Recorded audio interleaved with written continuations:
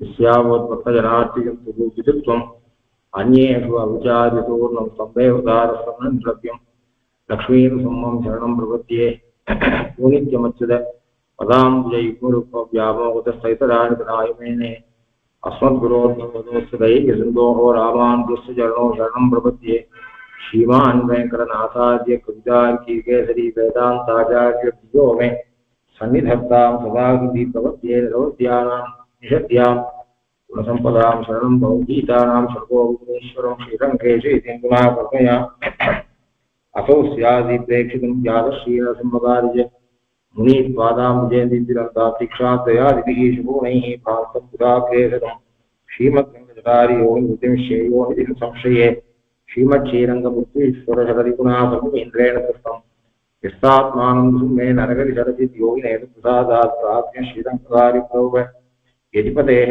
प्राप्तलक्ष्मीं ब्रह्मास्तां सेवेतीन्द्रं सकलगुणनिधिं वीररग्वीक्षितारिं श्रीरङ्गनाथश्रगोपीतीर्थकृतं लक्ष्मीनृसिंहरचित्करुणैकपात्रं श्रीरङ्गवीररघुराक्षरगोपकृत्यं वेदान्तदेशीतीन्द्रमहं प्रपद्ये श्रीमद्रङ्गचार्यसंयुगराल्वद्वागमान्तद्वयं श्रीमद्वीररघुत्वकान्तजरचित्पादारविन्दाश्रयं श्रीमद्वेदवदंशदेशीयते कारुण्यवीक्षास्तवं देवे रङ्गधुरीनसाधनमहं नारायणं योगिनं वेदान्तदेशीयतीर्थकटाक्षलब्धे वैयन्तसारमनवद्दिवं सात्वं नारायणाद्विद्वाभिषिक्तं श्रीरङ्गनाथि विजयकरमाश्रयामः श्रीमते श्रीलक्ष्मीनृसिंहदेवपादुकासेवक श्रीवंशगोपश्री नारायणेन्द्रमहादेशिकाय नमः श्रीमते श्रीवंशगोपश्रीरङ्गनाथेन्द्रमहादेशिकाय नमः वाळि परकालं वाळि कलियन्त्री वाळि कुறையூர் வாழ்வேந்தன் வாழியரோ மாயோனை வாழ்வழியால் மத்திரங்கொள்ளும் பெயர்கோன் சூயோன் சுடர்மானவேல்.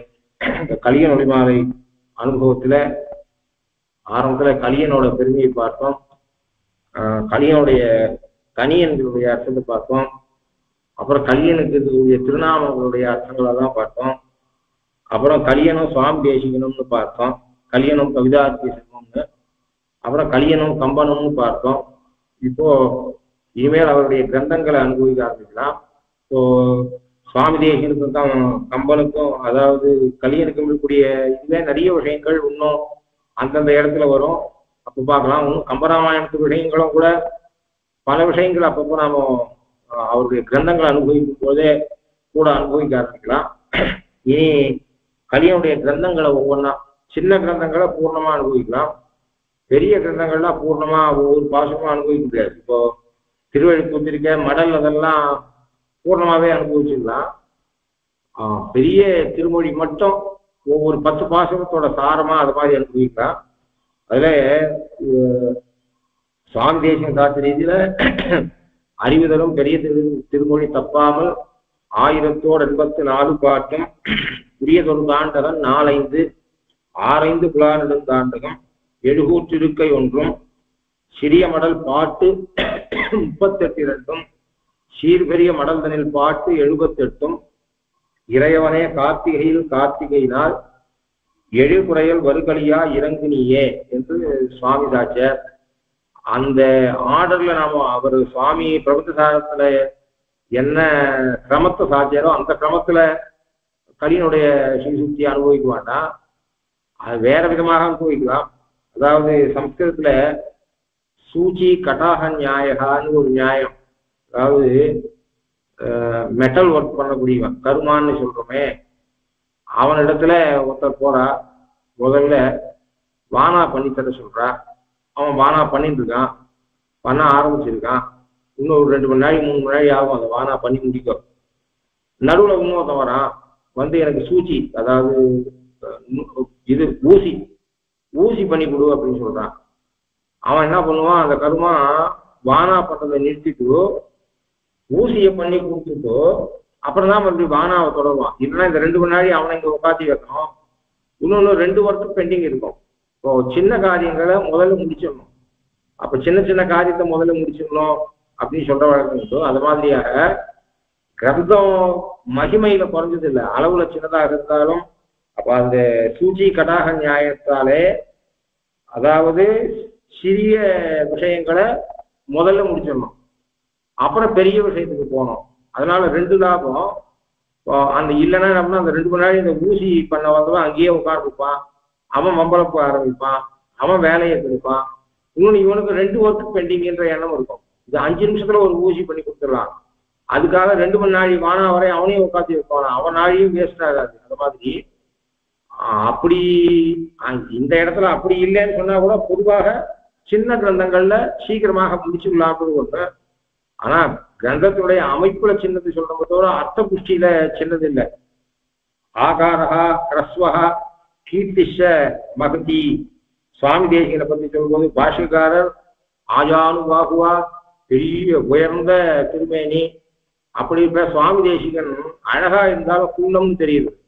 அதை யாரோ ஒருத்தர் சொன்னா உருவம் கண்டு எல்லக்கூடாது அப்படின்னு சொல்லிட்டு சுவாமி தேசிகனோட பாண்டித்யத்தை பார்த்துட்டு ஆகாரோ ஹ்ரஸ்வஹா கீர்த்திஷ மகதி அப்படின்னு. ஆகாரம் குள்ளமா இருக்கு, ஆனா கீர்த்தி ரொம்ப அதிகமாக இருக்கு அப்படின்னா. அதுலயும் சொன்ன சலம்னு பேரு. சலம்னா ஒரு சொல்லுக்கு ஆகாரம்னா உருவம் என்று அர்த்தம், ஆகாரம்னா அகாரம் ஆகாரம், அதாவது ஆ என்கிற எழுத்துன்னு அர்த்தம் உண்டு. அது தீர்க்கம் தானே, கிரஸ்வம் இல்லையே அப்படின்னு சொன்னேன்னு அவரை பார்த்து யாரோ ஒருத்தர் சொன்ன பொழுது ஆகாரம் இவர் குள்ளமாதான் இருக்கார், ஆனா கீர்த்தி மட்டும் பாண்டித்யத்தால் வந்திருக்க கீர்த்தி மட்டும் அதிகமா இருக்கு அப்படின்னு சொன்ன பொழுது சலம்னு பேர். அந்த வார்த்தை ஜாலத்தை வச்சுட்டு அந்த வார்த்தைக்கு வேற ஒரு அர்த்தம் சொல்லுது. ஆகாரம் ரஸ்வம்னு சொன்னேரே, ஆகாரம் எப்படி ரஸ்வம், தீர்க்கம் தானே, அகாரம் தானே குறில், அதாவது தீர்க்கம்னா நெடில், குறிலுக்கு ஹ்ரஸ்வம்னு பேரு சம்ஸ்கிருதத்துல. அப்போ ஆகாரம் எப்படி ஹ்ரஸ்வம் ஆகும்னு சுவாமி கேட்டார் அப்படின்னு சொல்ற வழக்கம் உண்டு.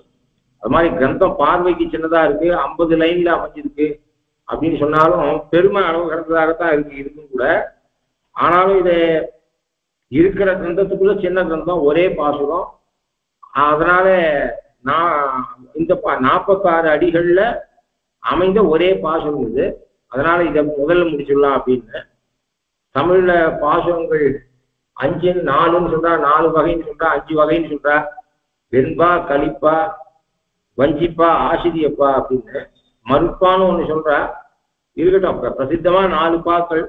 அதுல வெண்பாவுக்கு வன்பான்னு ஒரு பேர் உண்டு, அந்த ஆசிரியப்பாவுக்கு மென்பான்னு ஒரு இது உண்டு. ஆசிரியப்பாவில் அமைஞ்ச கிரந்தம் இது. ஆசிரியப்பா அகவல் ஓசை கொண்டது, அதாவது ஒவ்வொரு பாவுக்கும் ஒரு ஓசை உண்டு. இது மயில் அகவுதல், அகவுதல் அப்படின்னு சொல்றோம். அதனுடைய குரலுக்கு, மயிலோட குரலுக்கு, அதாவது குயில் கூவிற்று அப்படின்னு சொல்றோமே, அது மாதிரி மயில் அகவுதல், அதனுடைய குரலுக்கு அகவுதல்னு பேரு. அந்த துணியில இருக்கக்கூடியது அப்படின்றதுனால சொல்லுவா 3 அடி, மினிமம் 3 அடி இருக்கணும், மேக்சிமம் எத்தனை அடி வேணா இருக்கலாம் அப்படின்னு சொல்லுங்க. அதுலயும் இது அதுல கடைசி எழுத்து திருப்பி முடியணும், ஏல முடியலாம், ஏ அதாவது தீர்க்க ஏ, நெடில ஓல முடியலாம், என் இ ஆ ஐ முதலிய ஈற்று அசைகள்ல முடியணும் அதுல. அப்படின்னா ஏல முடிஞ்சா சிறப்பு. இந்த கிரந்தத்தை பார்த்தா கடைசியில மாற்றோ வினையே, கடைசியில இருக்கக்கூடிய ஏன்னு முடியுது பாருங்க, அத மாதிரியாக இருக்கு. அதோட இது ஆசிரியப்பால பல விதங்கள் இருக்கு. அதுல இது நிலை மண்டில ஆசிரியப்பா, ஒவ்வொரு அடியிலையும் 4 சீர் கொண்டது. 4 சீர்கள் கொண்ட ஒவ்வொரு அடியிலும் 4 சீர்கள் கொண்டு இருக்கிறதுனால இது நிலைமண்டில ஆசிரியப்பா. இது கலியன சதுஷ்கவி சிகாமணி, ஏற்கனவே கீழே பார்த்தோம் முதல் வார உபன்யாசத்துல. அதாவது கலியன சதுஷ்கவி சிகாமணின்னு சம்ஸ்கிருதத்துல சொல்றோம், 4 கவி பெருமாள் அப்படின்னு தமிழ்ல சொல்லணும் விருதம். அது ஆசுகவி, மதுரகவி, விஸ்தார கவி, சித்திரகவி என்று கவி 4. எல்லாரும் 4 விதமான கவியும் பண்ண மாட்டாங்க. சுவாமி தேசிகனுடைய பாதுகா சகஸ்ரம் ஒண்ணே அவருக்கு இந்த 4 கவின்ற டைட்டில கொடுக்கறதுக்கு போதுமானதாக இருந்தது.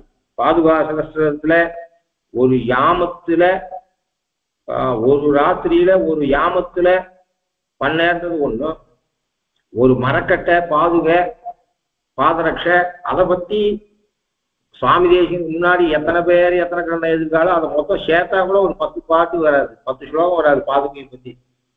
ராமாயணத்துல 2 அடி இருக்கு, அப்படி இருக்குச்ச 1008 ஸ்லோகம் இருக்கு. அப்போ அத மாதிரியாக விஸ்தாரமாக எழுதக்கூடிய சக்தி மதுர கவி, இனிமையான சொற்களை கொண்டு எழுதுறது. அது மாதிரியா சித்திரகவி, அதுல பலவிதமான அதாவது இப்ப இதுல எப்படியான தேரோட அமைப்புல இப்ப கலியன் பண்றாரோ அது மாதிரி அதுல பலவிதமான, அதாவது கடகம் போல அந்த சித்திரகவின்றதுக்கு மேல பார்க்கும்போது முரகபந்தம், சக்கரபந்தம், பத்மபந்தம், அதாவது தாமரப்பூ இதழ்களை போல, கோமூத்ரி, கடகபந்தம், ரசபந்தம், அது மாதிரி பல பல உருவங்கள்ல அந்த ஸ்லோகத்துடைய எழுத்துக்களை அமைச்சா தாமர புஷ்பம் மாதிரியாக இருக்கும், ரசம் மாதிரியாக இருக்கும். ஒரு பசுமாடு சிறுநீர் கழிச்சுட்டு போகும்போது, நடந்து போகும்போது அது எப்படியானா ஜிக்ஜாக்கா வரும். அது மாதிரி எழுத்துக்களை அடக்கினா ஜிக்ஜாக்கா வரும். ரிவர்ஸ்ல படிச்சா இந்த பக்கம் பார்த்தா அது மாதிரி இந்த சித்திரகவியாகவும் அது இது எல்லாமே அந்த பாதுகாப்பு இருக்கு. அது மாதிரி இவரும் 4 கவி, ஆசு கவி, விஸ்தார கவி, மதுர கவி, சித்திரகவி. சித்திரகவின்றதை காட்டுறதுக்கு இந்த கிரந்தம் திருவள்ளுக்கூத்து இருக்க போதுமானதாக இருக்கு. அது 7 திரு 7 கூற்றிருக்கை, அதாவது 7 கூறுகள் கொண்ட தேரோட அமைப்புல இயற்றப்பட்ட நூல். 7 கூறு, 7 ஸ்டெப்பு மாதிரி வச்சுக்கணும். அதாவது 7 அறைகள் கொண்டது. 7 அறைகள், 7 கூறுகள், கூறுகள்னா பகுதி, அத 7 கூறுகள் கொண்ட தேரோட அமைப்புல இயற்றப்பட்ட நூல். ஆகினாலே அதுல எண்ணிக்கையும் கூட சேர்த்திருக்க. அதாவது எண்ணிக்கையாக இருக்கணும்ன்ற அவசியம் இல்லை. அது அந்த தேர் அமைப்புல இருக்கக்கூடிய சொற்கள் நம்பர் ஆஃப் லெட்டர்ஸ், அதாவது எழுத்துக்களுடைய எண்ணிக்கையை வச்சு தேர் அமைப்புல இருந்தா கூட அதுக்கு ரசபந்தம்னு பேர் உண்டு. அதை ஆக்சுவலா பார்த்தா மாரண அலங்காரம்னு அலங்கார சாஸ்திர கிரந்தம், தமிழ்ல அலங்கார சாஸ்திர கிரந்தம். அந்த அலங்கார சாஸ்திர கிரந்தம் சமீபத்துல ஸ்ரீமுஷ்ண பெரியாண்டவன் போட்டார் அவர் பதிப்பு. அந்த பதிப்புல பக்கம் 569 இருக்கு. அந்த பக்கம் 569 அங்க ஒரு ரதபந்தத்துல ஒரு உதாரணம், அந்த அலங்கார சாஸ்திரம், அதாவது அணி இலக்கண நூல், அதுல இருக்கிறது பார்த்தா எண்ணிக்கையில இல்ல, எழுத்துக்களுடைய கணக்குலதான் ரதபந்தம் வருது. ரதத்தை போல அந்த பாடல்கள்ல இருக்கக்கூடிய எழுத்த நம்பர் ஆஃப் லெட்டர்ஸ் அமைத்துமே சொன்னால் அது ரதத்தினுடைய 1, 3, 5, 7, 9 அது மாதிரி அமைச்சா வரா மாதிரிதான் இருக்கு. அதுவும் ரதபந்தம் பண்ணும்பொழுது நடுவுல தலம், அதாவது பெருமாள் எழுதுக்கு வேற. அது மாதிரி நாம இப்போ ரதோத்சவத்தன்னைக்கு நாம போய் பெருமாளை சேவிக்கிறோம்னா அந்த தலம், அது நடுத்தளம். நடுத்தளத்துக்கு மேல ஒரு முக்கோணம், இன்வெர்டர் முக்கோணம் மாதிரி கீழே அப்படி இருக்கணும் ரதபந்தத்துல. அப்போ நடுத்தளம், அதுக்கு மேல ஒரு முக்கோண வடிவுல இருக்கணும்.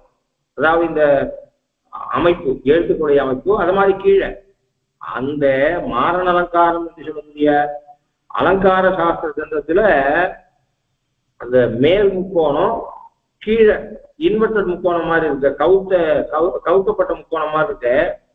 2 பாட்டு வச்சுதான், 2 பாட்டு, அதுக்கு ஒரு பாட்டு இதுக்கு ஒரு பாட்டு தான் இருக்கு. ஆனா கலியன் ஒரே பாட்டிலே எழுதிருக்க. அது தவிர எண்ணிக்கையும் புகுத்துக்க, எண்ணிக்கை விளையாட்டோடு கூடது. ரசபந்தத்துல மொத்தமே எண்ணிக்கை விளையாட்டு இருக்கணும்ன்ற அவசியம் இல்லை. அதனால எண்ணிக்கையும் சேர்த்து, அதாவது ரசபந்தத்துல சித்திரகவியாக பாட்டு எழுதுறதே கஷ்டம், அதுல பாட்டு எழுதுறதே கஷ்டம். இந்த மாதிரி எழுக்கூற்று எழுதுறதே கஷ்டம். எழுதினதுலயும் 2 பாட்டு எழுதுவா. அதுவும் இந்த ரசபந்தத்துல என்ன பண்ணிருக்காங்கன்னா, மேல இருக்கக்கூடிய முக்கோணம், தளத்துக்கு மேல இருக்கக்கூடிய முக்கோணத்துக்கு ஒரு பாட்டு, தேருடைய கீழே இருக்கக்கூடிய முக்கோணத்துக்கு ஒரு பாட்டு. அப்போ மேல இருக்கிற முக்கோணம் முதல் தளத்தை விட 2ஆவது தளம் பெருசா இருக்கும், அதை விட பெருசு, அதை விட பெருசு, அதை விட பெருசு. அப்புறம் தளத்துக்கு கீழே இருக்கும்போது முதல்ல பெருசு, அப்புறம் சின்னது சின்னது சின்னது, அப்படி வரா மாதிரி. அப்படி 2 பாட்டால எழுதிருப்பா. இவர் கலியன் என்ன பண்ணுங்க, ஒரே பாட்டால எழுதி கேட்டது ஒண்ணு. இன்னொன்னு, அதுல எழுத்துக்களுடைய எண்ணிக்கையாலதான் ரசபந்தம் வரும். இங்க எண்ணிக்கை மட்டும் இல்லாமல் அதுல எண்ணையும் பொறுத்திருக்க. அப்படின்னா இது எவ்வளவு கடினமான காரியம் என்பதை நாம் தெரிஞ்சுக்கலாம். அதனால இது தமிழ் இலக்கியத்துல சிற்றிலக்கியங்கள், தமிழுடைய சிற்றிலக்கியங்கள் 90 வகை, 96 வகை. அது 96 வகையில எழுகூத்திருக்கை என்பது ஒண்ணு. இந்த எழுகூத்திருக்கை பண்ணாலே அவன் சித்திரகவி என்று சொல்லலாம். அதுல எண்ணிக்கை விளையாடணுன்ற அவசியம் இல்லை. ரசபந்தத்துல 2 பாட்டா கூட எழுதலாம்.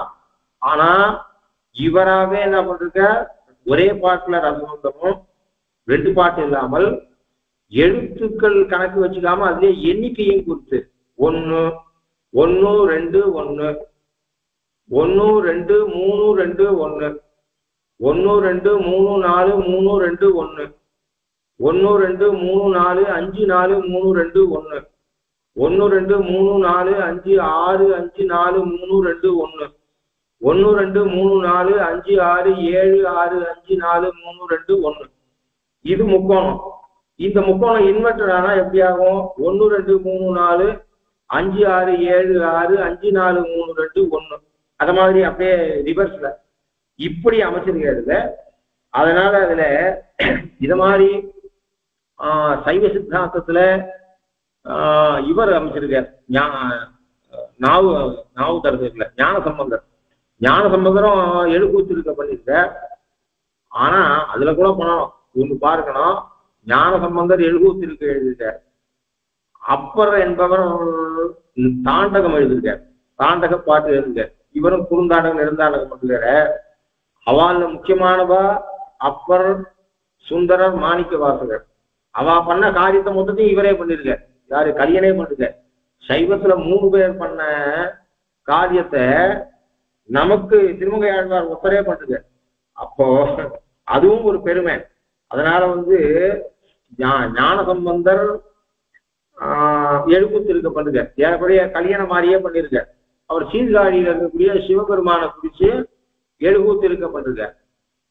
இதுல நம்ம கலியன் என்ன பண்றத திருக்குறந்தில எழுதிருக்க சாரங்கபாணி விஷயமாக இத அருளி செய்திருக்க.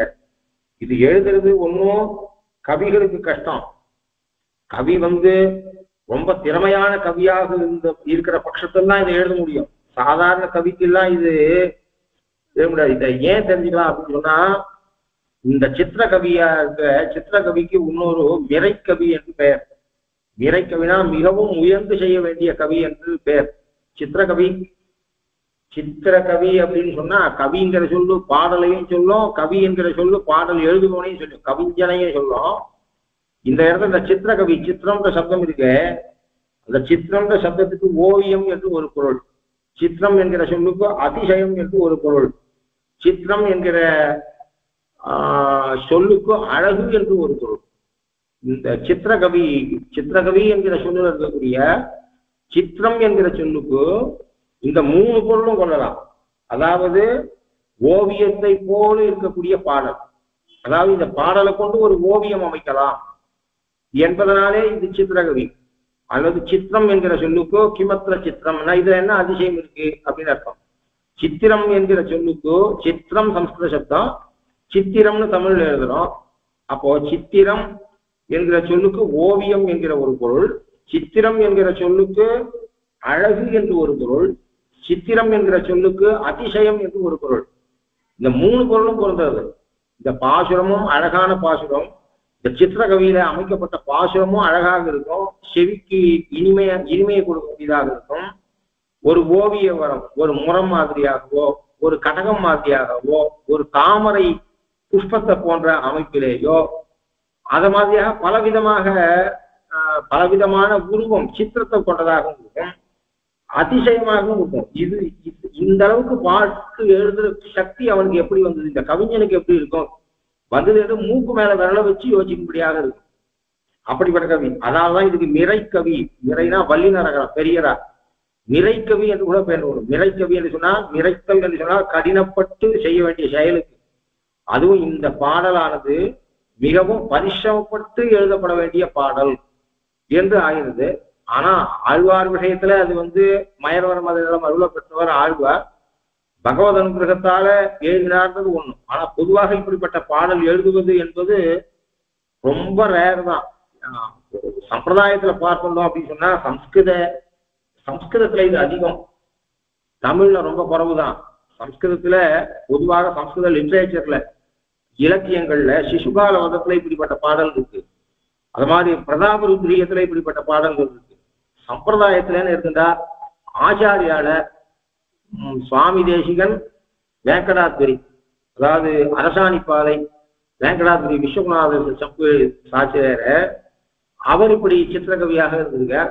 சுவாமி தேசிகன் இருக்கு. அவர் வெங்கடாத்ரி சுவாமி தேசிகனையே உபாசனம் பண்ணவர். சுவாமி தேசியனுடைய உபாசகர் அவர். அவர் அதோட சுவாமி தேசிகன் சாட்சிய பாதுகா சகசத்துல அப்பா பல பல ஸ்லோகங்கள்ல இப்படிப்பட்ட சித்திரகவின்றத சுவாமி காமிச்சிருக்கார்.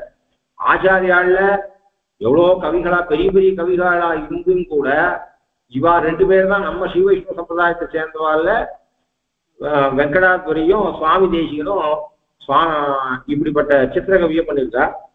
இதுல 7 பாகங்களை உடையது. அதுல தான் சொல்ல வந்த பொருளை அமைக்கிறது. அதனால எழுகூற்றிருக்கை என்று பெயர். அது திரு என்பது மேன்மையை குறிக்கக்கூடிய அடைமொழி, அட்ஜெக்டிவ். மேன்மை என்ன என்று சொன்னால் இது விஷய வைலட்சண்யமும் கொண்டதாக இருக்கிறது. அதாவது பகவானுடைய கருணையை பற்றி பேசுறது, பகவான் தான் பரதேவதை என்பதை பத்தி சொல்றது, பகவானுடைய பாரமியத்தை பத்தி சொல்றது, பகவான் பக்தர்களை காப்பாற்றுவதற்கேயே தனக்கு முக்கிய குறிக்கோளாக கொண்டவன் என்பதை சொல்றது, அச்சையினுடைய பெருமையை சொல்றது, பகவான் தான் உலகத்தை படைப்பவன் ஆப்பவன் அழிப்பவன், 3 பேர் இருக்காங்க நினைச்சு கொள்ளாதோ எல்லாம் ஒத்தனே என்பதை சொல்றது.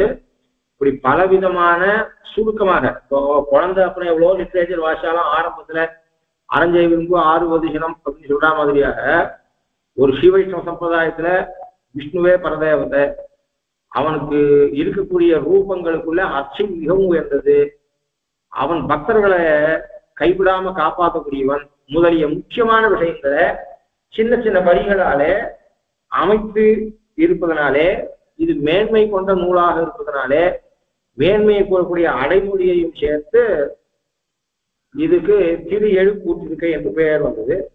இன்னொன்று இதுல நம்பர் மாத்திரம் அமைஞ்சது மட்டும் இல்ல, கணக்கும் இருக்கு இதுல.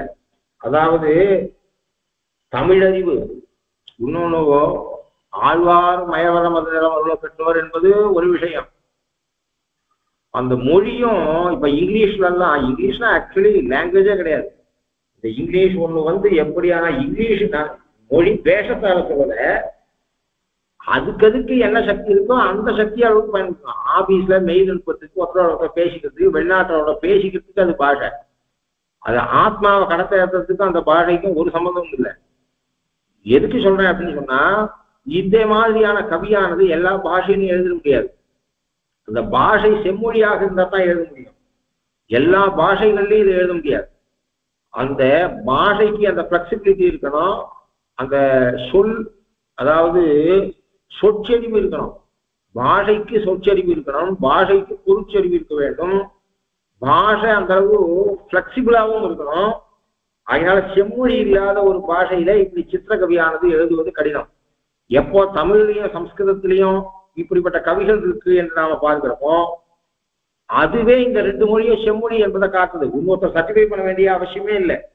ஆகையினால அதுல இப்போ இவர் சாச்சிருக்கார் அப்படின்னு சொன்னா, கலியன் சாச்சிருக்காருன்னு சொன்னா அவருக்கு வேதாந்த ஞானமும் இருக்கணும். ஏன்னா இது சாதாரணமாக ஒரு லௌகிக கவிதை இல்லை, ஒரு தனி மனுஷனை பற்றியது இல்லை, பகவானை பற்றியது. வேதாந்த ஞானம், தமிழுடைய இலக்கிய புலமை, அதாவது மொழி புலமை, தமிழுடைய இலக்கண புதுமை, இலக்கண நுட்பம், கணித அறிவு. ஏன்னா இவர் நம்பரை வச்சு எழுதுற அந்த மாரண அலங்காரத்துல கொடுக்கப்பட்ட எடுத்துக்காட்டு போல இல்லாமல், இவர் வார்த்தை விளையாட்டு மட்டும் இல்லாமல் இவர் எழுத்து விளையாட்டு பண்றார், எண்ணிக்கை விளையாட்டு பண்றார். அதனால கணித அறிவு அது மாத்திரம் இல்லை, இதுல ஒரு சில லட்சணங்கள் இருக்கு. அதாவது நிலைமண்டல ஆசிரியப்பானா 4 ஷேப்ல இருக்கணும், கடைசியில 7 முடியணும். அது மாதிரியாக எம்பெருமான முன்னிலைப்படுத்தி பேசணும். அதாவது இந்த பாசுரத்தை ஒரு தடவை சேவிச்சிங்கன்னா எங்கெங்கெல்லாம் ஐன்னு வருமோ அளந்தாய் என்று அர்த்தம். அதாவது அதெல்லாம் முன்னிலையில் இருக்கக்கூடிய பகவானை பார்த்து சொல்லக்கூடிய இது. இந்த பாட்டு ஆறாவங்கரை பார்த்து பேசக்கூடிய பாட்டு. ஆகையினால இப்படிப்பட்ட லட்சணங்களோடு கூடியதுல கணித அறிவும் கொண்டு வேணும். அதாவது மேத்ஸ்ல அவர் எவ்வளவு கெட்டிக்காரரா இருக்கணும். 1 × 1 = 1, 11 × 11 = 121, 111 × 111 = 12321. 12321னா 1 2 3 2 1. இந்த நம்பரை போட்டு பார்த்தாங்கன்னா 1 × 1, 11 × 11, 111 × 111, 1111 × 1111, 11111 × 11111, அதுக்கப்புறம் 1,11,111 × 1,11,111, அப்புறம் 10,11,111 × 11,11,111. ஆக 1 × 1, 11 × 11, 111 × 111. அதை மல்டிப்ளை பண்ணா வரக்கூடிய நம்பர் தான் இந்த தேரோட நம்பிக்கை. அந்த எண்ணிக்கை பொருந்தணும். அப்படின்னா ஒரு பேருந்தி இருமலர் தவியில், ஒரு பேருந்தி இருமலர் தவியில் ஒரு முறை அயன இந்தனை 121, 11 × 11. ஒரு முறை இரு சுடர் மீதி நிலையங்கா மும்மதில் இலங்க இருகால் வளைய ஒரு சிலை. அது என்ன ஆகுது அப்படின்னு சொன்னா 111 × 111, 1 2 3 2 1. அப்போ இப்படி மல்டிப்ளை பண்ணக்கூடிய நம்பர் அங்க அமைக்கப்பட்டிருக்கு. அதனால கணித அறிவு, தமிழ் அறிவு, அதாவது மொழி அறிவு, இலக்கண நுட்பம், கணித அறிவு, பகவானை முன்னிலைப்படுத்தி பேசுதல், அதுல வேதாந்த கருத்துக்களை புகுத்துதல், இப்பளவோட அதை ஏற்றுங்க. இன்னொன்னு என்ன அப்படின்னு சொன்னா, அந்த நம்பர் இருக்க நம்பரானது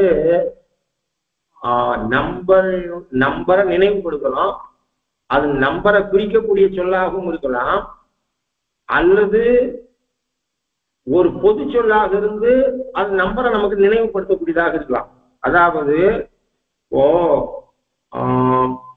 எப்படி சொல்லலாம் அப்படின்னு சொன்னா, அதாவது ஒரு பேருந்தி இருமலர் நால்வாய் மும்மதத்து இருசவி ஒருதனி வேழ தரந்தையை நால்வாய் என்று சொல்லலாம். நாள் என்பது நால்வாய்ன்னு சொல்லும்போது நாளை அது நினைவுபடுத்துறது. நாலு என்கிற எண்ணிக்கை அது நினைவுபடுத்துறது. ஆனா அங்க நாலுகின்ற வாய் என்று வினைத்தொகையாக பயன்படுத்தப்பட்டிருக்கு. அப்போ ஆக்சுவலா அங்க அர்த்தம் பாசுரத்துல நாலுன்னு அர்த்தம் இல்லை, எண்ணிக்கையை சொல்லல, நாலுதல் என்கிற கிரியையை சொல்லுகிறது. அதாவது ஒரு செயலை சொல்றது. தொங்கிக் கொண்டு இருக்க கூட வாய். நால்வாய் அப்படின்னு சொன்னா கஜேந்திரனை வர்ணிக்கிற இடத்துல தொங்கிக் கொண்டிருக்கிற வாய் என்ற அர்த்தம் அதுக்கு. ஆனா எண்ணிக்கையை அது நினைவுபடுத்துது. அப்ப இந்த பாசுரத்துல எண்ணிக்கையினுடைய பொருளிலேயும் அந்த சப்தம் வரலாம், அல்லது பொருள் வேற இருக்கலாம். எண்ணிக்கையை குறிக்காத பொருள் இருக்கலாம், அல்லது அது பொருள் எண்ணிக்கையை குறிக்காத பொருளை கொண்டதாக இருப்பினும் எண்ணிக்கையை நினைவுபடுத்தணும் அந்த சொல். அப்படி அமைக்க வேண்டும். அதனால அப்படி சொல்லலாம். அதனால திரு எழு கூற்று இருக்கை 7 விதமான கூற்றுகளை அமைத்தல் இந்த பாசுரத்துல இப்படி அமைத்தல், ரதபந்தத்துல அமைத்தல்னு. அல்லது இன்னொரு பொருளை சொல்லலாம். எழுனா எழுகின்ற, எழு 7 அரு 6, அது அப்படி சொல்லலாம். அறுபதம் 6 பாதங்கள் கொண்ட வண்டுக்கு பேர் உண்டு. அப்போ இதை எழு என்பதை எழுகின்ற கூட்டு சொற்களினுடைய இருக்கை இருப்பிடம். அந்த சாரங்கபாணியை பார்த்த அவர் தேர்ல எழுதிருக்கார். பெரும்பாலும் தேர்ல எழுதியிருக்கார். இந்த திவதேசத்துல பகவான் கல் தேர்ல எழுதியிருக்கார். கல் தேர்ல எழுந்திருக்கிற 6ஆம் அமுதனுக்கு சொல் தேர் அமைச்சிருக்கார். 6ஆம் அமுதன் என்கிற திருநாமம் கூட இருக்க, ரொம்ப ஆச்சரியமான திருநாமம். இந்த சொல் அபரியாப்த அமுதன் நாம சொல்றோம். ஆனா அந்த தமிழ் சொல் உண்மையிலேயே சொல்லே ஆறாத அமுதம்.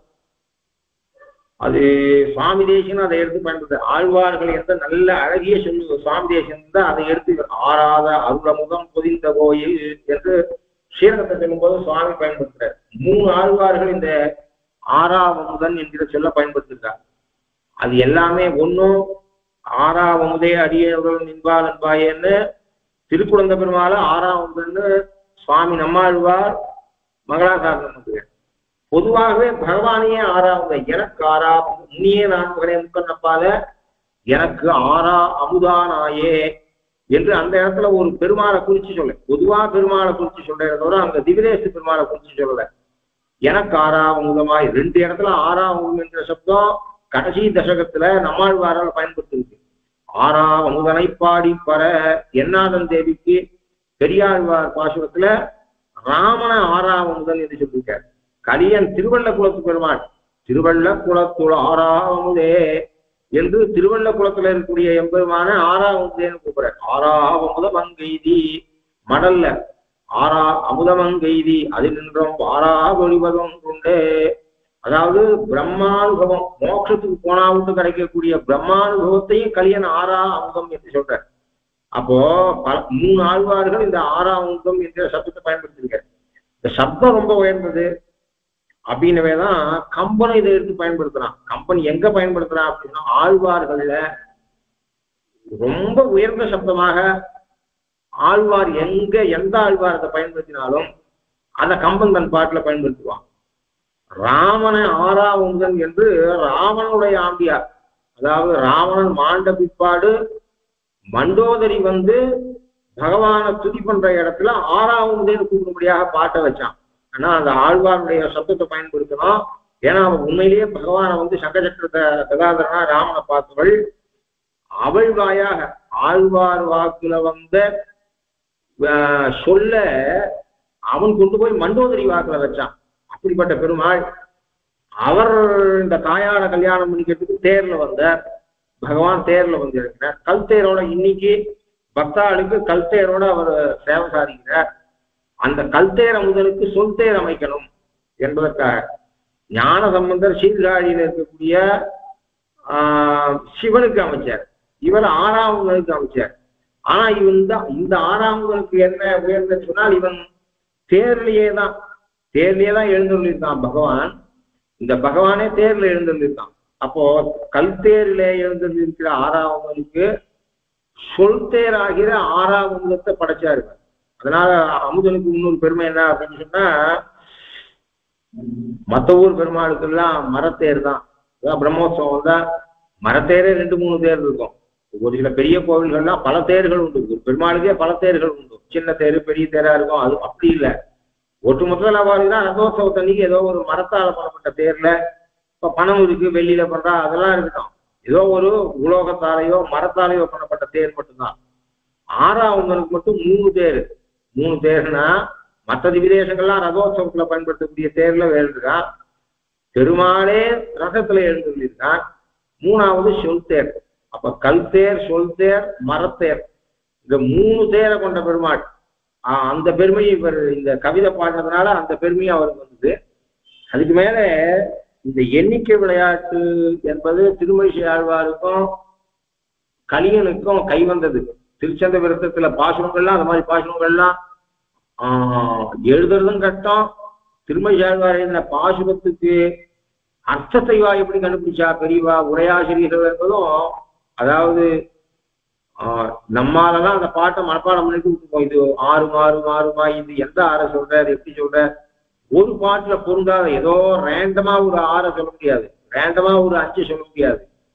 அந்த ஒரு பாட்டுல சொல்லியிருக்கப்பட்ட எண்ணிக்கைகள் எல்லாம் ஒரு விஷயத்தை பத்தியதாக இருக்கணும், தொடர்பு இருக்கணும், சங்கதி இருக்கணும். சங்கதி இல்லாம இருந்தா நல்லா இருக்காது. இவ்வளவு கஷ்டப்பட்டு அவ பாசுரம் எழுதினதும் கடினம், அதுக்கு உரையிட்டதும் ரொம்ப கடினம்.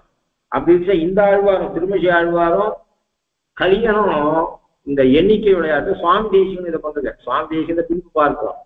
அதனால சுவாமி தேசிகனுடைய கிரந்தங்கள்லயும் இந்த எண்ணிக்கை விளையாட்டு என்பது சொல்றோம். அப்படின்னா கலியனிடத்துல கலியனுடைய குடிகொண்ட கருத்துடையான் வாடியன்னு சொல்றோம்னு சொன்னா சுவாமி தேசிகன் இதை பண்ணுங்க. அது மாதிரி சுவாமி தேசிகன் தமிழ்லையும் பண்ணுங்க, சம்ஸ்கிருதத்திலையும் பண்ணுங்க. அது மாத்திரம் இல்ல, சம்ஸ்கிருதம் சொல்லி கொடுத்தா ராமோ ராஜமணி சதா விஜயத்தேன்னு 7 வேற்றுமை உறுப்புகள் கேசபிக்ஸ வச்சு பதிச்சு ஒரு ஸ்லோகம் சொல்லி கொடுப்பார். அத மாதிரி இதா பண்ணுங்க. தமிழ்லையும் பண்ணுங்க, சம்ஸ்கிருதம் பண்ணுங்க. கருட பஞ்சாசத்துல 7 வேற்றுமை உறுப்புகளும் வரும்படியாக ஒரு ஸ்லோகத்தை காட்டிருங்க.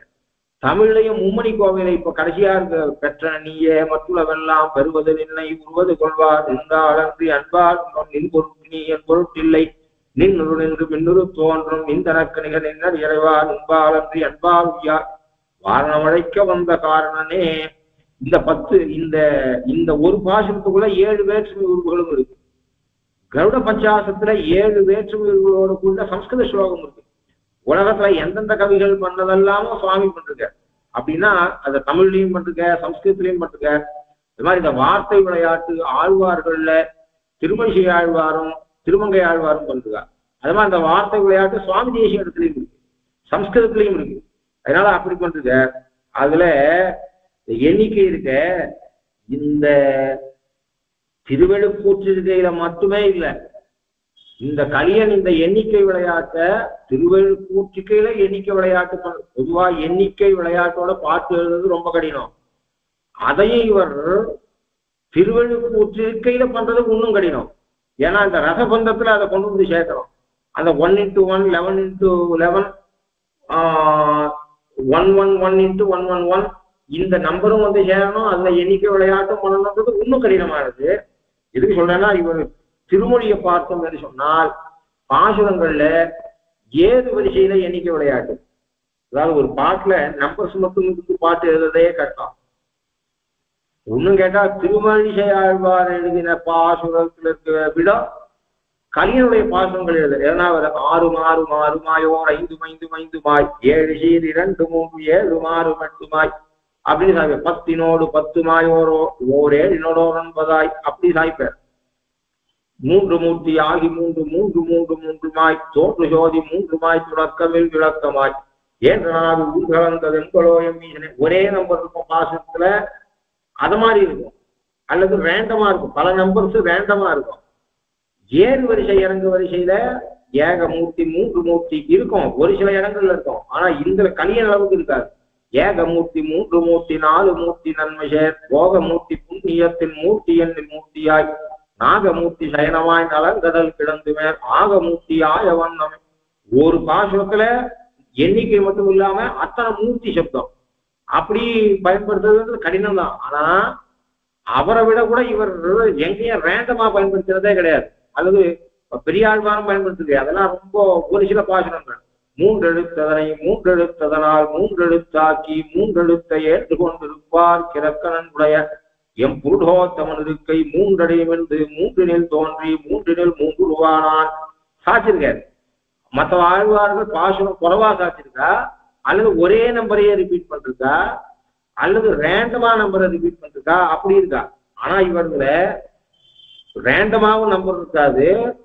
ஒன்னும் இருந்தா அசெண்டிங் ஆர்டர்ல இருக்கும், அல்லது டிசெண்டிங் ஆர்டர்ல இருக்கும், அல்லது ஒரே பாசுரத்துக்குள்ளேயே அசெண்டிங் ஆர்டர்லயும் டிசெண்டிங் ஆர்டர்லயும் இருக்கும். அப்படி அது பார்த்தா நீங்க பெரிய திருமொழியில வச்சுட்டு பார்த்தா நான் எதுக்கு சொல்றேன், இது கேவலம் திருவெழுக்கூற்றிருக்கையில மட்டும்தான் பண்ணிருக்க இந்த ஆழ்வார் என்று நினைச்சு கொள்ளக்கூடாது. அதுக்காக சொல்றேன்.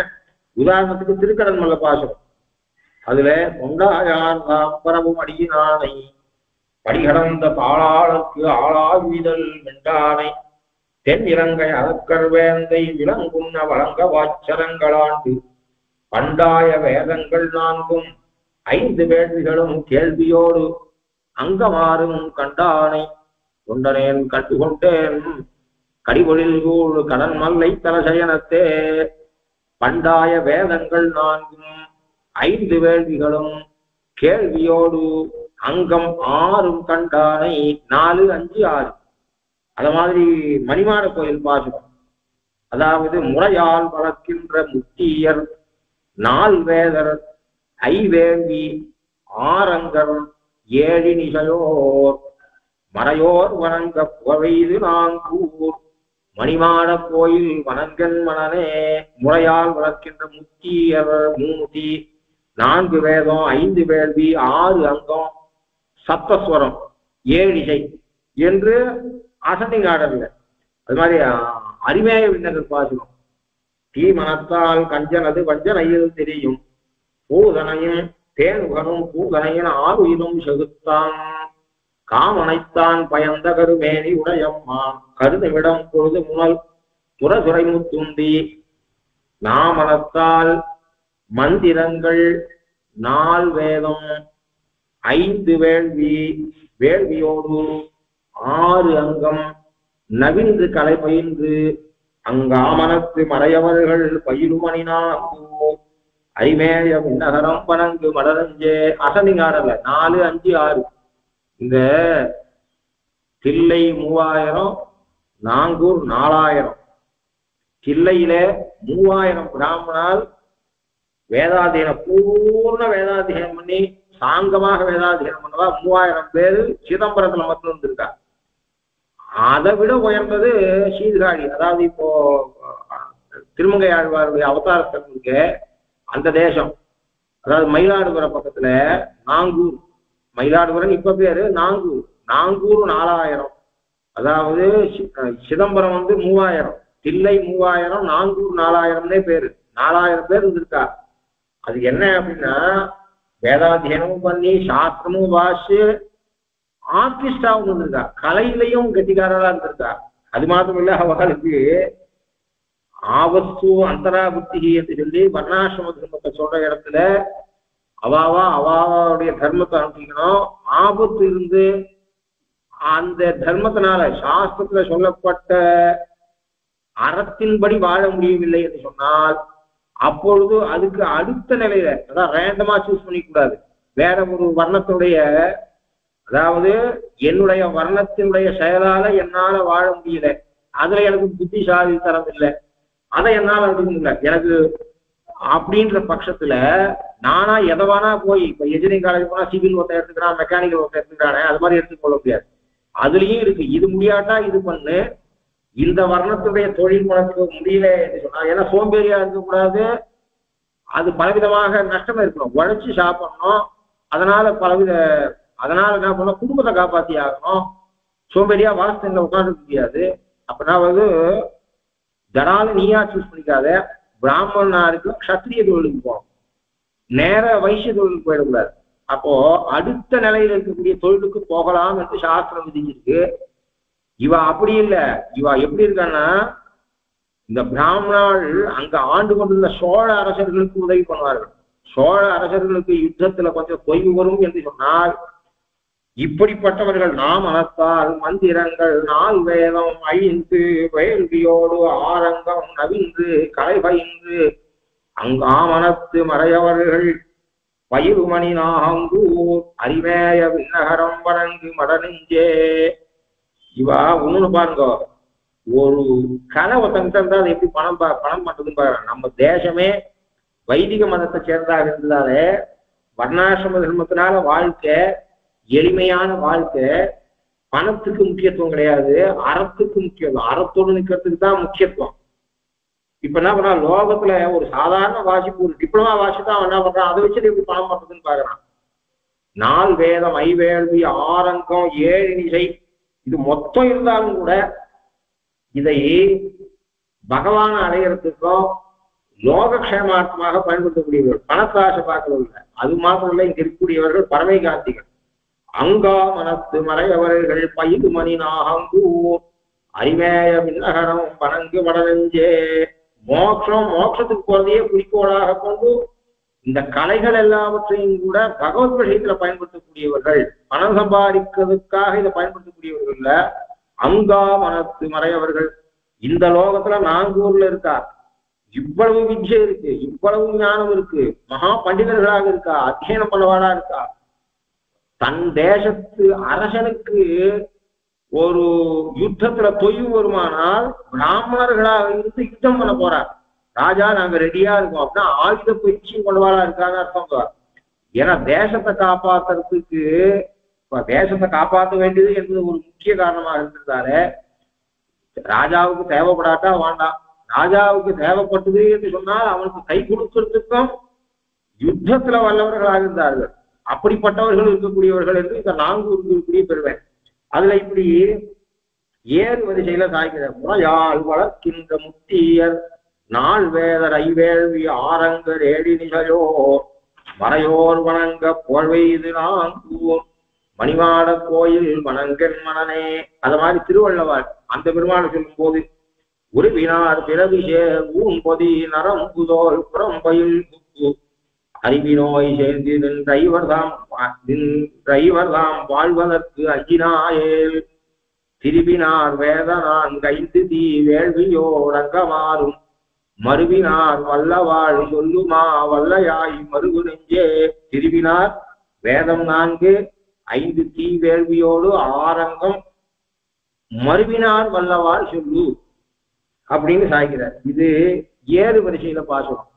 இந்த எண்ணிக்கை விளையாட்டு இந்த திவ்யதேசத்துல அங்க இருக்கிறவர்கள் அவ என்னென்னலாம் வாசிச்சிருக்கா, சேதாக்னியா இருக்கா, ஆரங்கத்தை வாசிவாளா இருக்கா, சப்தஸ்வர ஞானம் கொண்டவர்களாக இருக்கா அப்படின்னா சொல்லும் போது 7 வரிசையில சாட்சியம்.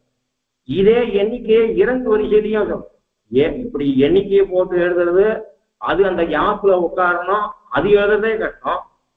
7 வரிசையில ஏறுனா 2 வரிசையில எழுதுறப்போ மேல ஏறது கஷ்டம், படிக்கிறதுல மலை ஏறது கஷ்டம், மலை இறங்குறது சொல்ல பண்றோமே, பாட்டுல 7 வரிசையில எண்ணிக்கை அமைக்கிறதும் கஷ்டம், இறங்குறதும் கஷ்டம்.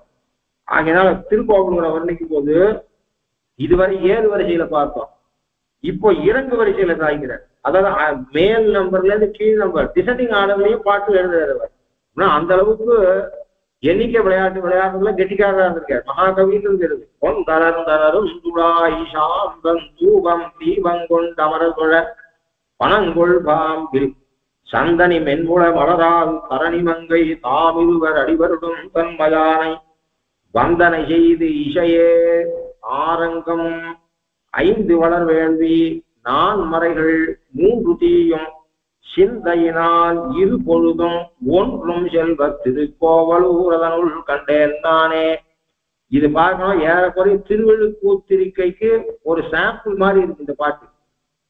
வந்தனை செய்து கொண்டலர்ந்தனரும் துளாய் சாந்தம் தூபம் தீபங்கொண்டமரதொழப்பனங்கொள் பாம்பு சந்தனி மென்முல மலரால் தரணி மங்கை பாமிருவர் அடிவருடும் தன்மயானை வந்தனை செய்து இசையே ஆரங்கம் 5 வளர் வேள்வி 4 மறைகள் 3 தீயும் சிந்தனை செய்து 2 பொழுதும். 2 பொழுதும்னா இரவும் பகலும். 1 அங்க 1 என்றதுன்னா மனச பகவான் இடத்துல லைக்க வச்சதுன்னு அர்த்தம். இந்த பாட்டுல இசை 7 சொல்லும் போது 7 இசை சப்தஸ்வரத்தை சொல்லுது. அங்க 7 என்கிற நம்பர் 7ங்கிற அர்த்தத்துல. ஆனா 2 பொழுதும் 1 சொல்லும் போது என்ன அர்த்தம் அப்படின்னா மனசை ஒருமைப்படுத்தி இதெல்லாம் பகவத் கைங்கரியமாக பண்றவா. எப்படி பண்றா? 2 பொழுதும் 1 செல்வ திருக்கோவலூர். அங்க 1 என்கிற சொல்லுக்கு 1 அர்த்தம் இல்ல, ஒருமுகப்படுத்தி கைங்கரியம் பண்ணக்கூடியவர்கள் என்ற அர்த்தம். அப்போ இந்த இதுக்கு இது பாக்குற மாதிரியாக, அதான் ரிஹர்சல் பாக்குற மாதிரியாக பாட்டு அங்கேயும் இருக்கு. அதுவும் 7 6 5 4 3 2 1 டிசைனிங் ஆர்டர்லயும் சாச்சிருக்க, 2 வரிசையிலையும் சாச்சிருக்க. அதெல்லாம் திருக்கண்ணங்குடி பாசனத்துல வங்கமா முன்னேல் வருட பெரியவாள் அரபினனை மேவி சங்கமாரங்கை தடமலர் உந்திச்சாம மாமேனி என் தலைவன் அங்கமாரைந்து வேள்வின் ஆழ்வேதம் அருங்கல பயின்று எரிமூன்றும் செங்கையால் வளர்க்கும் புலக்கமில் மனத்தோர் திருக்கண்ணங்குடியுள் நின்றானே. சரி, 3 பாசுரத்துல இதுவரை முதல்ல பார்த்த பாசுரங்கள் எல்லாம் 7 வரிசையில, அப்புறம் பார்த்த பாசுரங்கள் எல்லாம் 2 வரிசையில. ஒரே பாசுரத்துல 7 வரிசை 2 வரிசை 2 இருக்கும்படியாகவும் பாசுரம் சாத்திருக்கார். அது பிரசித்தமான பாசுரம். 1 குரலாய் 2 நிலம் 3 வடிமண் வேண்டி உலகனைத்து மீறடியால் ஒடுக்கி 1 தருக வேணாம் ஆவலியை சிறையில் வைத்த தாடாளம் தாளநவீர் 1 குரலாய் 2 நிலம் 3 வடிமண் வேண்டி உலகனைத்தும் ஈரடியால் ஒடுக்கி 1 தருக வேணா 1 2 3 2 1 1 குரலாய் 2 நிலம் 3 வடிமண் வேண்டி உலகனைத்தும் ஈரடியால் ஒடுக்கி 1 தருக வேணா மாவலியை சிறையில் வைத்த தாடாளம் தாளநவீர். அதனுடைய உத்தரார்த்தத்துல தக்க கீர்த்தி அருமறையின் திரள் 4 வேள்வி 5 அங்கங்கள் அவை 6 இசைகளேழும் தெருவில் மணி விழாவலம் சிறக்கும் காடி ஸ்ரீராம விண்ணகரே சேர்மினீரே. 1 பாசுரத்திலேயே அருமறையின் திரள் 4 வேள்வி 5 அங்கங்கள் அவை 6 இசைகள் 7 என்று பிற்பகுதியில அசண்டிங் ஆர்டர்ல நம்பர், முற்பகுதியில அசண்டிங் டிசெண்டிங் ஆர்டர்ல எண்ணிக்கை விளையாட்டு இப்படி சாதிச்சிருக்க. அதனால இது அவருக்கு சாதாரண அனாயாசமா இருந்திருக்குன்னு தெரியுது. அதாவது ரொம்ப சுலபமா அவரால் இப்படிப்பட்ட செயலை அனாயாசமா பண்ணக்கூடிய சக்தி இருந்திருக்கு அப்படின்னு தெரியுது அவரிடத்துல. இதனால பல இடங்கள்ல இன்னும் நான் சாம்பிளுக்கு ஏறு வரிசையில ஒரு சில பாசுரங்கள், இறங்கு வரிசையில ஒரு சில பாசுரங்கள், ஏறு வரிசை இறங்கு வரிசையே ஒரே பாசுரத்தில் இருக்கா மாதிரின்னு சாம்பிள் காமிச்சு யோசிச்சு பார்த்தா நிறைய இடத்துல இருக்கு. அதுவும் எதுகை மோனைக்கு பஞ்சமே கிடையாது. அவருடைய பாசுரத்துல பார்த்தோம் என்று சொன்னால் எந்த கவியா இருந்தாலும் ஒருத்தன் உண்மையான கவியாகணும்ன்ற ஆசை இருந்தால் இந்த நாலுகவி பெருமாளுடைய கவிகளை படித்துமானால் எந்த அளவுக்கு எதுக மோனை இன்பம் அடிமோன எல்லாத்துக்கும் பஞ்சமே கிடையாது. அவ்வளவு சொற்கள், அதாவது நமக்கு பல சொற்கள் புழக்கத்துக்கு வரும். அத மாதிரியாக ஒரு இடத்துல 3 வேள்வின்னு சொல்லுவேன், ஒரு இடத்துல 5 வேள்வின்னு சொல்லுவேன், அதாவது 5 தீன்னு சொல்லுவேன், ஒரு இடத்துல 3 தீன்னு சொல்லுவேன். எவ்வளவு சாஸ்திரார்த்தம் அதுல. உண்மையில தீ 3ஆ 5ஆ, ராம்நாடால வளர்க்கப்பட வேண்டிய தீ 3ஆ 5ஆ என்ற கேள்வி வந்தா அதுக்கு பதில் கண்டுபிடிக்க வேண்டி வரும். தூக்கத்தையும் கெடுப்பேன் அப்படின்னா என்ன சொன்னா எவ்வளோ விஷயம் அப்படி யோசிச்சு தெரிஞ்சுக்க வேண்டிய விஷயம் இதுல. இனி இந்த பிரபந்தத்தை ஒரு முறை சேமிச்சுட்டு இதுல விஷயத்தை பார்க்க ஆரம்பிப்போம். ஒரு பேருந்தி இருமலர் தவியில் 46 அடி கொண்டது. 46 அடியில 36 அடிகள் எண்ணிக்கை கொண்டதாக இருக்கும். 10 அடிகள் அமுதனை பற்றியது, 6ஆம் அமுதனை பற்றியது. அப்போ 46ல 10 போனா 36 அடிகள்ல இந்த எண்ணிக்கை விளையாட்டு இருக்கும். அந்த மல்டிபிளிகேஷன் 1 × 1 11 × 11 111 × 111 அந்த நம்பருடைய இது இருக்கும். மேல வந்து 1 1 2 1 1 2 3 2 1 1 2 3 4 3 2 1 1 2 3 4 5 4 3 2 1 அப்படி வரும். கீழ் அடுக்கிற வந்து 7ல 1 2 3 4 5 6 7 6 5 4 3 2 1 அப்புறம் 1 2 3 4 5 6 5 4 அப்படி குறைஞ்சது வரும். நடுவில் இருக்கக்கூடிய அந்த 7 மட்டும் 2 இருக்கும், 2 அடுக்காக இருக்கும். அப்படி இருக்கக்கூடியது இப்ப பாசுரத்தை ஒரு தடவை காதால கேட்டுனுங்கோன்னு சொன்னா ஒரு ரஃப் ஐடியா வரும். அதுக்கப்புறம் பாசுரத்தோட அனுபவத்துக்கு போவோம். ஒரு பேருந்தி இருமலர் தவியில் ஒரு முறை அயன ஈந்தனை ஒரு முறை இருசுடர் மீது நெலியங்கா மும்மதில் இலங்கை இதுகான் வளைய ஒரு சிலை ஒன்றிய ஈரையிற்றழல்வாய் பாலி இலட்டனை மூவடி நானிலம் வேட்டி முப்புரி நூலொடு மானுடி இளங்கும் மார்பினில் இருவிடப் பொறுமானாகி ஒரு முறை இரடி மூகுல கலந்தனை நாதிக நடுங்க அஞ்சிரை பறவை ஏறி நால்வாய் மும்மத திருசெவி பொருதனி வேழத்தரந்தையை ஒரு நாள் இருநீர் மடுகுள் தீர்த்தனை முத்தி நான்மறை ஐவக வேள்வி அறுதொழிலந்தனர் வணங்கும் தன்மையை ஐம்புல நகத்தினுள் செலுத்து நான்குடனடக்கி முக்குண திரண்டவையகற்றி ஒன்றினில் ஒன்று நின்று ஆங்கிரு பிறப்பருப்போர் அறியும் தன்மையை முக்கண்ணாற்றோர் ஐவாயரவோடு 6 பொதிகளையோர் ஐவரும் தன்மை பெருமையுள் நின்றனை ஏழுலக ஈற்றினில் கொண்டனை கூறிய அறிவுவை பயனுமாயினை சுடர் விடுமைப்படை அங்கையுள வந்தனை சுந்தரனாற்றோள் முன்னீர் வண்ணா இந்நீரடி ஒன்றிய மனத்தால் ஒருமதி முகத்து மங்கையர் இருவரும் மலரன அங்கையில் முப்பொழுதும் வருட அறிதுயிலமந்தனை நெறிமுறை 4 வகை வருணமுமாயினை மேதகுமைம்பெரும் பூதமுன் நீயே அறுபதமுரலும் கூந்தல் காரணம் 7 விளை அதங்கச் செற்றனை அறுவகைச் சமயமும் அதிவரு நிலையினை ஐம்பால் ஓதியை ஆகத்திருத்தினை அறமுதல் 4 மூர்த்தி 3 இருவகை பயனாய் ஒன்றாய் விரிந்து நின்றனை குன்றா மதுமலர்ச்சோலை வன்கொடி படப்பை வருகுணல் பொன்னி மாமணி அலைக்கும் சென்னொன் கடனி திகழ்வனம் உடுத்த கற்போர் புரிசை கனக மாளிகை நிவிர் கொடி விசம்பிளிரம்பிரை துவக்கும் செல்வம் மல்கு தெந்திரு குழந்தை செல்வம் மல்கு தெந்திரு குழந்தை அந்தனர் மந்திர மொழியுடன் வணங்க ஆடரவமலையில் அரிசீரமர்ந்த பரம நின் அடியின பணிவன் வருமிடரகலமா ஆற்றோ வினையே. இது பாசுரத்தோட ரசபந்தம். இது தவிர மேல இருக்கக்கூடிய அந்த பாட்டு வந்து கம்பன் எழுதியிருக்காரு. கம்பன் எந்த அளவு இதை ரசிச்சிருக்காருன்னு சொன்னா, ஆனா அந்த பாட்டு வந்து நாம ஒரு சில திவ்யதேசங்கள்ல அனுசந்தானம் பண்றது இல்லை, ஒரு சில திவ்யதேசங்கள்ல அனுசந்தானம் பண்றா. ஆனா ரெண்டு பேரும் அந்த பாட்டை தூஷிக்கல, கம்பன் பாட்டை யாரும் தூஷிக்கல.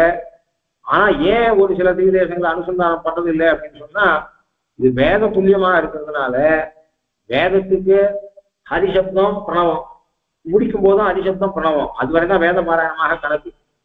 அதனால ஆழ்வார் பாசுரத்துல மற்றதை கூட சேர்த்து அனுசந்தானம் பண்ண வேண்டாம்.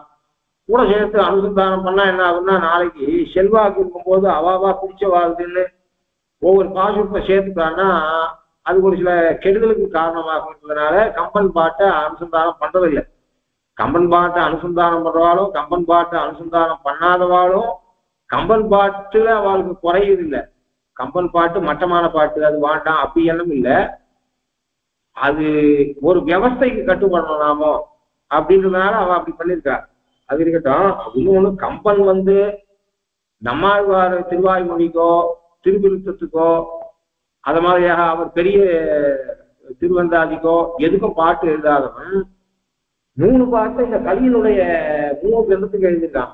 அப்படின்னாலே இந்த கிரந்தமானது கம்பனுடைய மனசை எவ்வளவு இழுத்திருக்கு என்பதையும் பார்க்கலாம். இதுக்கு திருவள்ளுவத்திற்கு ஒரு பாட்டு எழுதியிருக்கான், அது மாதிரியா சிறிய திருமடலுக்கு ஒரு பாட்டு எழுதியிருக்கான், பெரிய திருமடலுக்கு ஒரு பாட்டு எழுதியிருக்கான் கம்பன். இதுல பகவானை முன்னிலைப்படுத்தி ஒரு சில இடங்களை பார்த்தா ஸ்பஷ்டமா நின் நீரடி ஒன்றிய மனத்தால் நின் என்று முன்னிலையில பாடுறான் அப்படின்றது தெரியுது. ஆழ்வார் பாடுறது தெரியுது.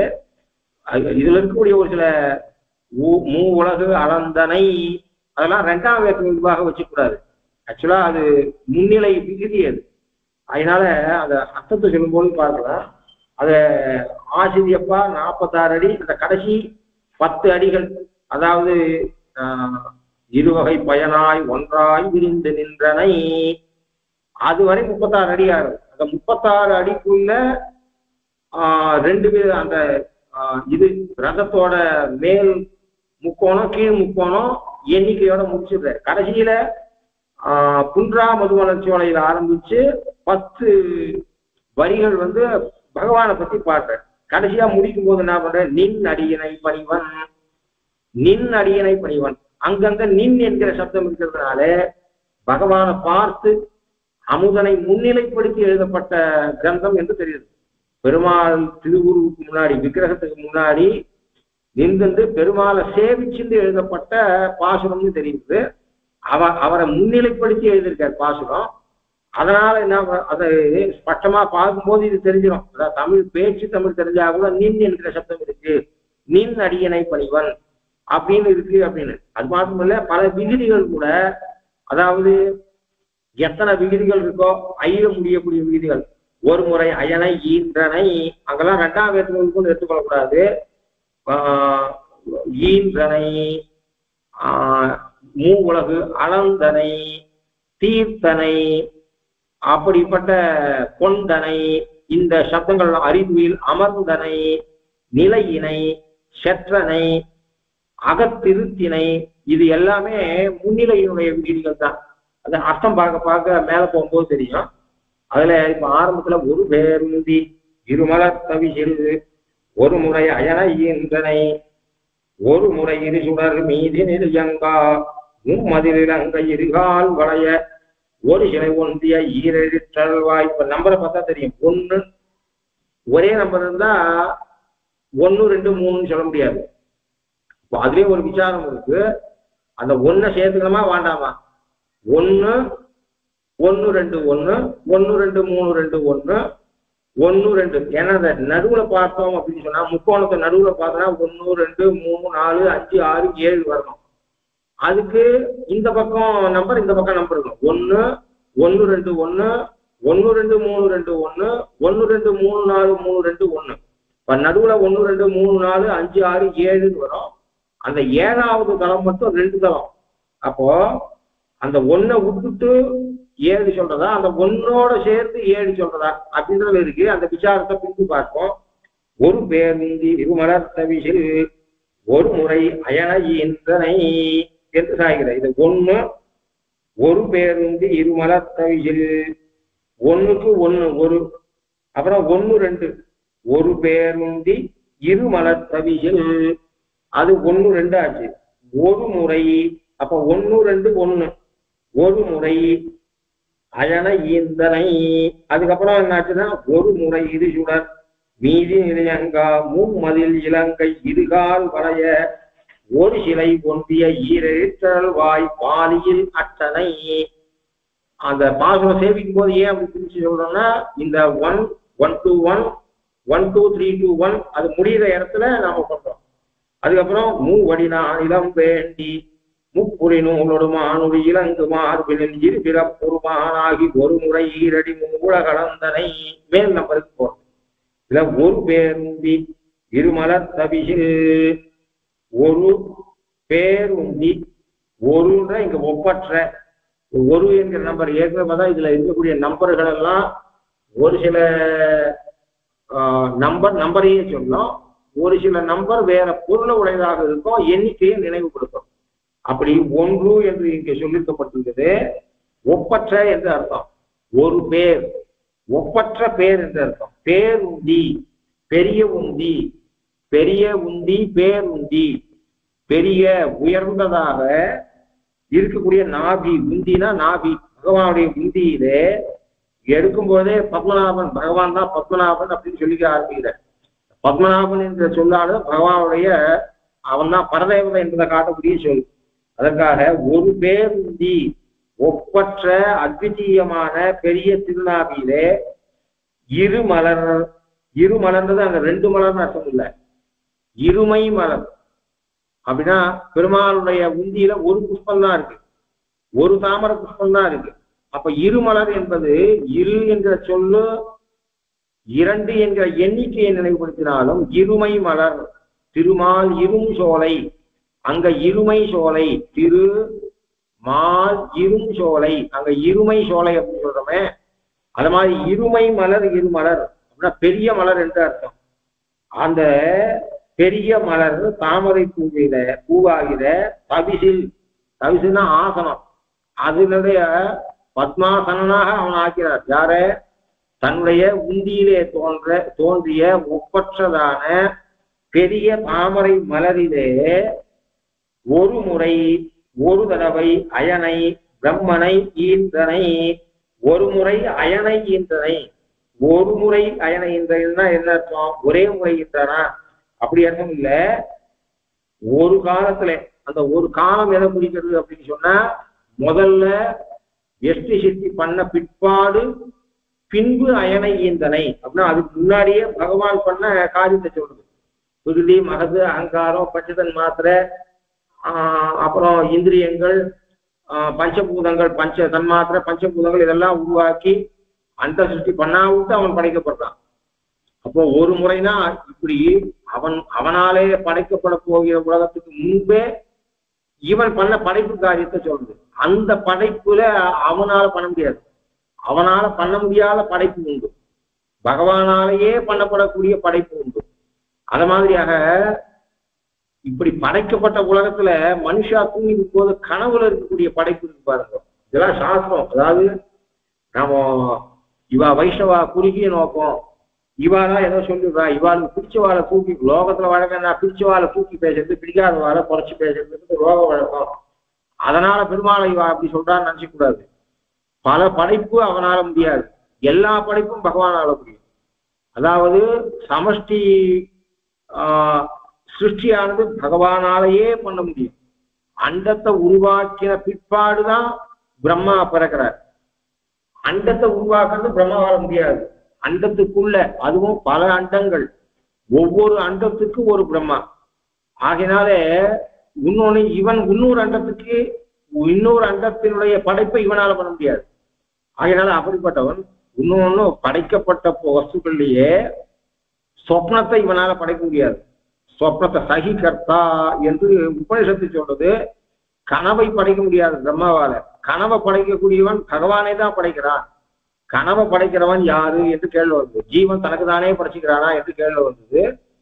அதாவது வெஷ்டி சிட்டியில நாமரூபத்தோட நேமன் ஃபார்மோட ஜனங்களை எல்லாம் உருவாக்கின பிற்பாடு அவ தூங்குற பொழுது வரக்கூடிய கனவுல வரக்கூடிய படைப்பு கூட பகவானால பண்ணப்படுறது.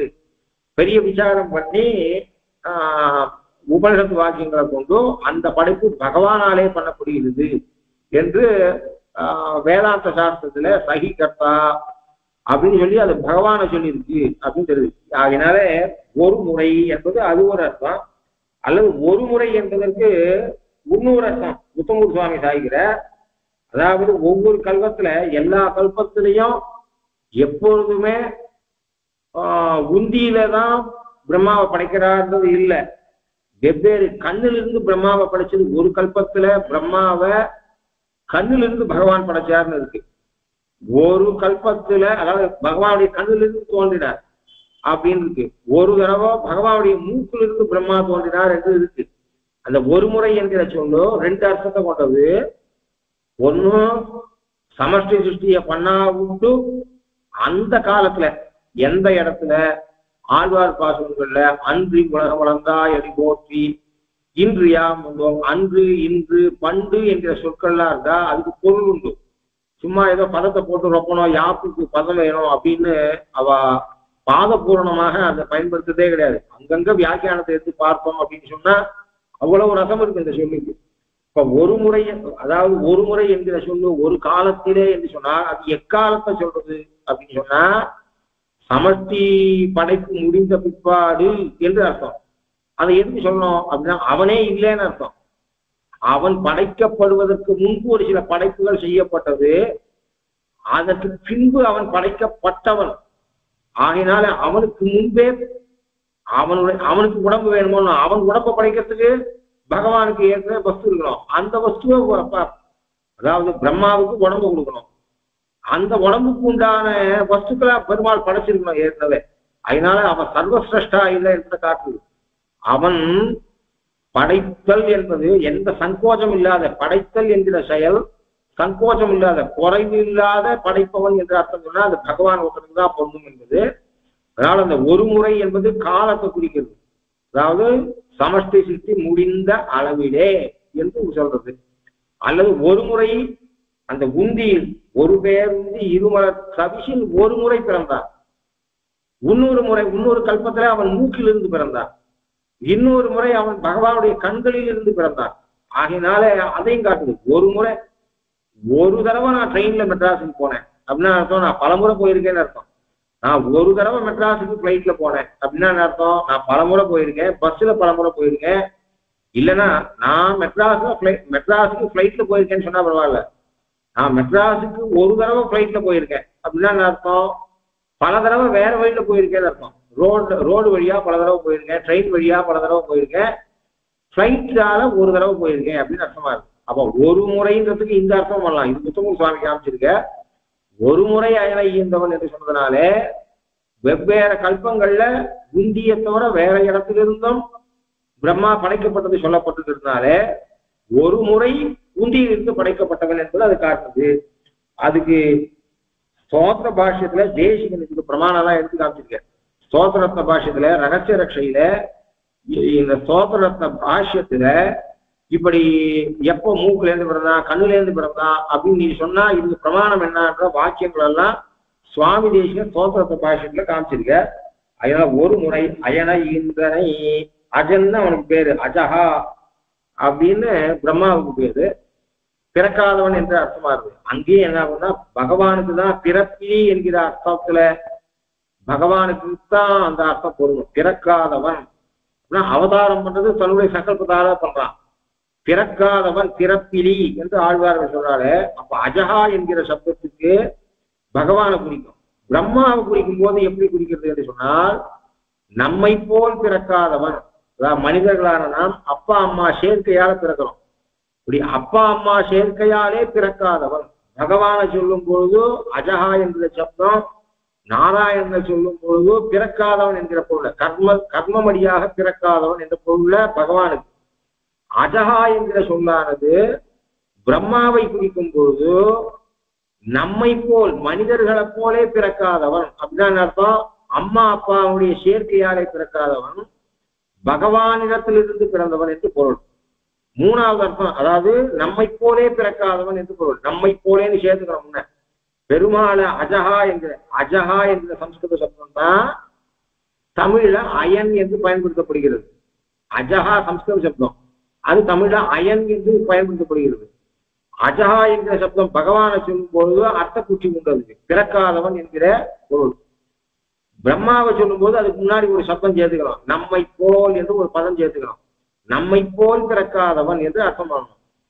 அப்போ பகவானிடத்திலிருந்து நேராக தோன்றினா தாய் தந்தைகள் சேர்ந்து பிறக்காதவன் என்று பொருள் கொள்ளணும்.